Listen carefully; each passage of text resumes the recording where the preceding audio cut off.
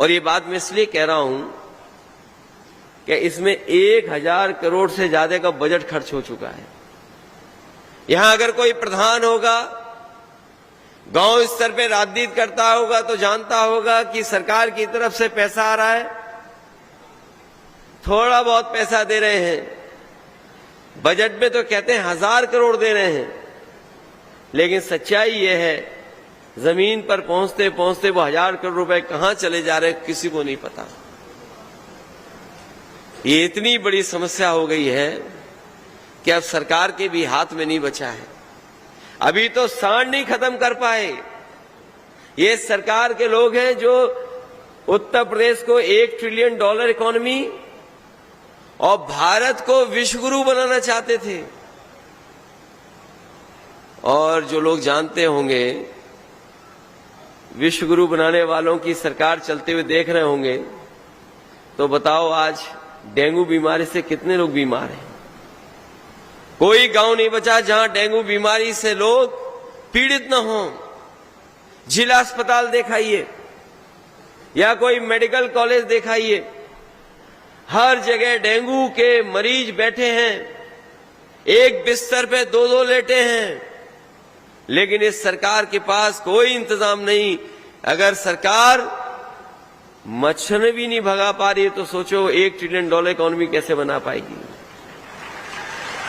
जो लोग विश्वगुरु बनना चाहते हैं, कम से कम मच्छर से बचा लो हमारे उत्तर प्रदेश को, देश को, तब जाकर के विश्वगुरु बनोगे।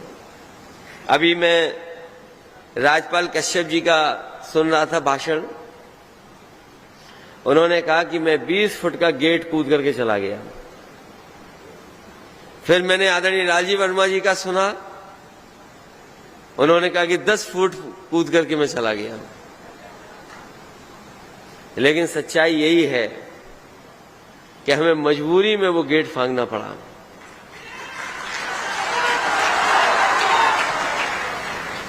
जो लोग समाजवादी इतिहास को पढ़े होंगे, जानते होंगे, जयप्रकाश जी ने कभी आह्वान किया था संपूर्ण क्रांति का, और संपूर्ण क्रांति का आह्वान कर करके पूरे देश को एक कर दिया था।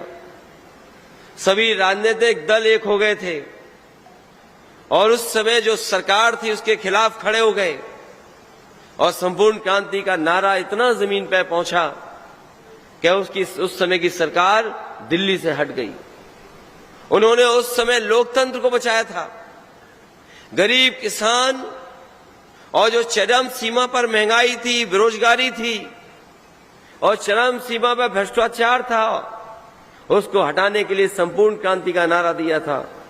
उन्हीं के नाम पर नेताजी ने कभी जेपी इंटरनेशनल बनाने का सपना देखा था, और उस सपने को अगर किसी ने पूरा किया था तो हम समाजवादी लोगों ने न केवल जेपीएनआईसी इंटरनेशनल सेंटर बनाया था, बल्कि देश में मैं कह सकता हूं किसी नेता के जीवन पर इतना अच्छा म्यूजियम नहीं बना होगा जो समाजवादियों ने लखनऊ में म्यूजियम बनाया था।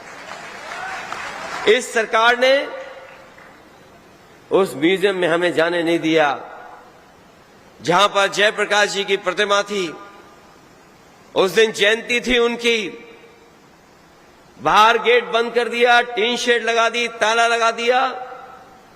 हमारे पास कोई रास्ता नहीं था। जैसे ही मैंने ताला देखा, गेट बंद देखा, हमें जेपी जी याद आ गए और नेताजी का संघर्ष याद आ गया।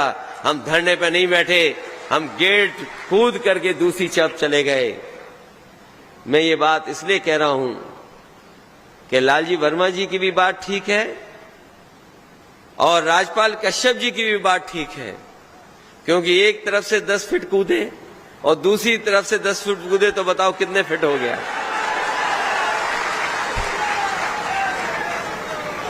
हमसे जुड़े रहने के लिए हमारे YouTube चैनल को सब्सक्राइब करें और नई वीडियो की नोटिफिकेशन के लिए बेल आइकॉन को दबाएं।